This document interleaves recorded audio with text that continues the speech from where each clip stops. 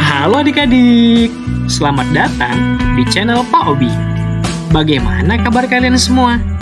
Semoga dimanapun kalian berada, selalu dalam lindungan Tuhan Yang Maha Esa. Tetap selalu sehat, ceria, dan tentunya tambah semangat lagi belajarnya.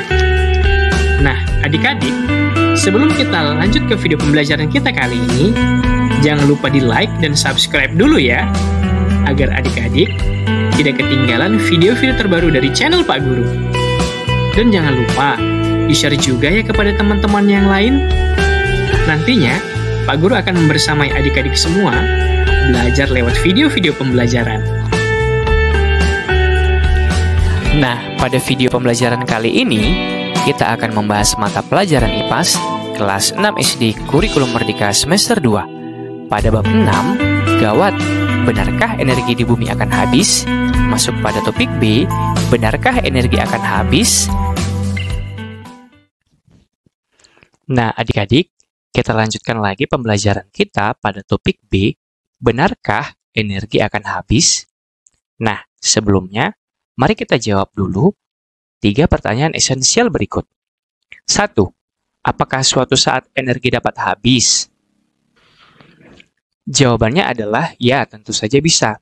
Misalnya, energi yang tidak terbarukan, seperti minyak bumi, gas alam, batu bara, dan lain-lain, yang dapat habis jika digunakan terus-menerus tanpa ada pelestarian. Pertanyaan kedua, apa dampaknya jika energi habis atau kita tidak dapat menggunakan energi? Nah, jawaban nomor 2 adalah jika energi habis atau tidak dapat digunakan, maka kehidupan manusia pasti akan sulit. Bahan bakar akan naik harganya, perusahaan-perusahaan banyak yang rugi akibat dari bahan bakar yang naik, kemudian ekonomi yang tidak stabil. Kemudian pertanyaan yang ketiga, apa upaya yang dapat dilakukan untuk menghemat energi? Tentu saja dengan menghemat sumber energi, misalnya mematikan listrik jika tidak digunakan, kemudian tidak membuang-buang air, dan menggunakan energi alternatif. Misalnya seperti memanfaatkan energi matahari, kemudian bisa juga memanfaatkan energi angin, energi air, dan juga energi biomasa. Perhatikan percakapan berikut ini. Sudah 1 jam, tapi kenapa listriknya belum nyala ya, Ma? Iya nih, kita jadi nggak bisa mengerjakan apapun. Coba, apa jadinya seandainya listrik mati selama 1 bulan? Wah, bahaya kalau kita seperti ini selama 1 bulan. Setiap malam akan gelap, karena tak ada listrik. Aku jadi nggak bisa belajar. Nah, adik-adik, ketika tidak ada listrik yang mengalir ke rumah kita, maka semua peralatan yang membutuhkan energi listrik seperti telepon genggam, televisi, lampu, penanak nasi, mesin cuci, kompor listrik, dan pompa air tidak dapat digunakan. Peralatan listrik yang ada di tempat umum seperti lampu yang ada di pinggir jalan, pemancar sinyal telekomunikasi, stasiun pengisian bahan bakar, kereta listrik, stasiun kereta api, bandar udara, dan pelabuhan juga tidak dapat digunakan. Hal ini terjadi karena sebagian besar perlengkapan tersebut menggunakan energi listrik. Jika energi listrik benar-benar habis, maka kehidupan kita akan sangat terganggu. Hampir semua aktivitas yang biasa kita lakukan akan terhenti karena tidak ada energi listrik. Lalu, bagaimana jika kita benar-benar kehabisan energi? Apa yang harus kita lakukan? Nah, ayo kita lakukan kegiatan Mari Mencoba, yaitu tentang peralatan dan sumber energinya. Nah, dalam aktivitas ini, kalian akan mencoba mencari tahu bagaimana suatu benda akan berhenti berfungsi jika kehabisan energi. Buatlah kelompok dengan 1 orang teman kalian atau teman sebangku. Kemudian kerjakan tugas berikut ini. 1. Carilah 4-5 peralatan di sekitar kalian yang membutuhkan energi agar alat tersebut dapat berfungsi. Kemudian yang kedua, cari tahu apa sumber energi utama yang dibutuhkan agar alat tersebut dapat berfungsi dengan baik. Kalian bisa bertanya kepada orang dewasa, mencari di buku atau di internet mengenai sumber energi peralatan tersebut. 3. Salin tabel berikut pada buku tugas kalian. Kemudian isilah hasil pengamatan dan identifikasi yang kalian lakukan pada tabel berikut ini. Nama peralatannya apa? Ini tabel nama peralatan adik-adik. Kemudian kegunaannya untuk apa? Kemudian sumber energinya apa? Misalnya nama peralatannya kalian tuliskan misalnya adalah motor. Kemudian motor kegunaannya untuk apa? Kemudian sumber energinya dari apa? Misalnya dari bensin. Kemudian misalnya pesawat terbang kegunaannya untuk apa? Kemudian sumber energinya apa? Dan begitu seterusnya. Kita lanjut pada kegiatan lakukan bersama. Nah, setelah kalian menemukan peralatan dan sumber energinya, lakukan diskusi untuk menjawab pertanyaan-pertanyaan berikut. 1. Menurut kalian, apa jadinya jika alat tersebut tidak mendapatkan sumber energi yang cukup? Nah, misalnya tadi kita misalkan yang pertama adalah motor adik-adik. Jika motor tidak mendapatkan bensin, apa yang terjadi? Tentu saja motor tidak dapat digunakan atau tidak dapat berjalan. Kemudian, 2. Dari mana sumber energi alat itu didapatkan? Nah, sumber energi dari motor adalah bensin atau bahan bakar. Bahan bakar itu didapatkan dari energi fosil. Artinya, energi fosil adalah energi yang tidak dapat diperbaharui. Artinya, kalau sudah habis di alam, maka tidak ada pembaharuan atau tidak akan ada lagi kita temukan. Kemudian yang ketiga, jika sumber energi itu habis, apakah ada sumber energi penggantinya? Jelaskan. Nah, adik-adik, sekarang sudah sering kita jumpai motor, ada yang motor listrik. Yang mana motor listrik ini dapat digerakkan dengan energi listrik. Sehingga energi fosil atau bahan bakar dapat tetap lestari. Nah, energi listrik ini bisa diperoleh dari berbagai hal. Misalnya dari energi nuklir. Energi listrik ini dapat diambil dari beberapa energi alternatif. Misalnya energi angin. Dari kincir angin bisa menghasilkan listrik. Kemudian bisa juga dari air. Pembangkit listrik tenaga air. Kemudian bisa juga dari nuklir. Energi kimia, dan sebagainya. Wah, adik-adik, menarik sekali ya pada topik ini. Ternyata ada energi pengganti dari energi yang tidak terbarukan. Misalnya seperti motor tadi. Sekarang sudah ada yang namanya motor listrik. Nah, untuk lebih memahami, coba perhatikan teks berikut ini. Nah, adik-adik, energi yang digunakan manusia itu berasal dari sumber daya alam. Sumber daya alam yang keberadaannya dapat dimanfaatkan sebagai sumber energi terdiri atas sumber energi terbarukan dan sumber energi yang tak terbarukan. Manusia mengolah sumber energi tersebut sehingga dapat diubah menjadi energi yang dapat dimanfaatkan, misalnya seperti energi listrik dan bahan bakar. Adanya teknologi pembangkit listrik membuat manusia dapat mengalirkan listrik ke rumah-rumah dan berbagai tempat. Semua ini bermula dari penemuan seorang ilmuwan Inggris pada abad 19 bernama Michael Faraday. Ia menemukan bagaimana cara mengubah energi kinetik menjadi energi listrik dalam skala besar dan menciptakan generator listrik pertama kali. Nah, Michael Faraday menemukan bahwa putaran kumparan kawat tembaga yang ada di sekitar magnet dapat menyebabkan timbulnya energi listrik. Kemudian, pada tahun 1830-an, ia menciptakan generator listrik pertama. Namun, generator listrik merupakan salah satu penemuan yang penting dalam sejarah. Dari penemuan ini, Nikola Tesla, seorang ilmuwan asal Kroasia, dapat mengembangkan sistem pembangkit listrik massal yang efisien pada tahun 1887 dan mengubah dunia. Pembangkit listrik yang ada saat ini menggunakan sistem yang diciptakan Tesla adik-adik. Nah, seperti ini kira-kira kumparan kawat tembaga di sekitar magnet yang menimbulkan listrik. Nah, secara sederhana, prinsip pembangkit listrik yaitu memutar turbin yang dihubungkan dengan generator. Nah, biasanya penggunaan turbin dan generator ini ada pada pembangkit listrik ya adik-adik, baik pembangkit listrik tenaga air maupun tenaga angin. Jika turbin berputar, generator akan berputar adik-adik dan menghasilkan energi listrik.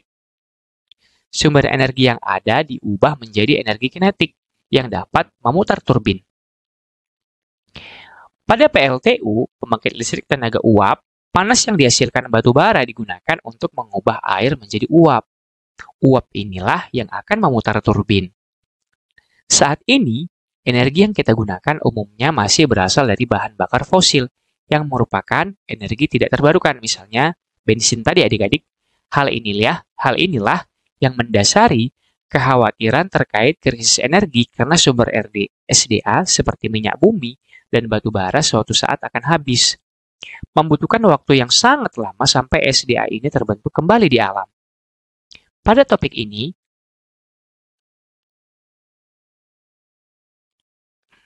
kita sudah membahas mengenai sumber energi terbarukan dan tidak terbarukan. Nah, sekarang mari kita merefleksi. Nah, mari kita perhatikan kegiatan berikut. Mari refleksikan. 1. Apa hal yang menarik atau yang baru yang kalian pelajari pada topik ini?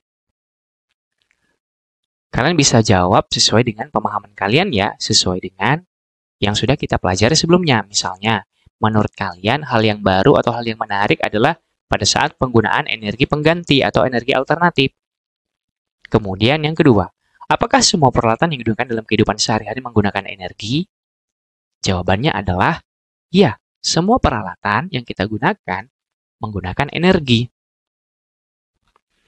Pertanyaan yang ketiga, apakah kalian masih bergantung pada sumber energi fosil? Nah, adik-adik kalian tahu kan energi fosil, yaitu energi yang tidak dapat terbarukan. Misalnya, bahan bakar, kemudian batu bara yang berasal dari alam. Nah, apakah kalian masih bergantung pada energi fosil? Atau kalian sudah menggunakan energi alternatif? Misalnya, menggunakan energi matahari sebagai pembangkit listrik. Atau mungkin yang tadinya menggunakan gas LPG, sudah menggunakan energi matahari untuk sebagai bahan pembakaran. Yang keempat, menurut kalian, apa yang terjadi jika kita bergantung pada energi fosil?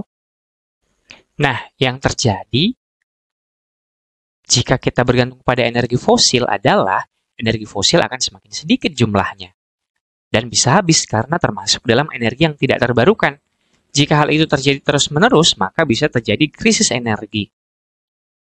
Jadi, sebaiknya kita sudah mulai memikirkan sumber energi pengganti atau energi alternatif. Jadi, mari kita belajar lebih lanjut. Sumber energi fosil. Nah, tahukah kalian dari mana sumber energi listrik berasal?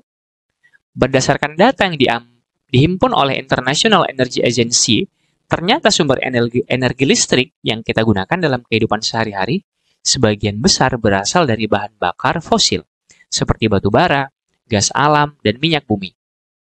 Bahan bakar fosil digunakan untuk memanaskan air, sehingga terbentuk uap. Kemudian, uap yang dihasilkan akan dialirkan sehingga dapat menggerakkan turbin. Gerak turbin ini akan menghasilkan energi listrik yang selanjutnya akan dialirkan ke gardu-gardu dan rumah-rumah serta gedung.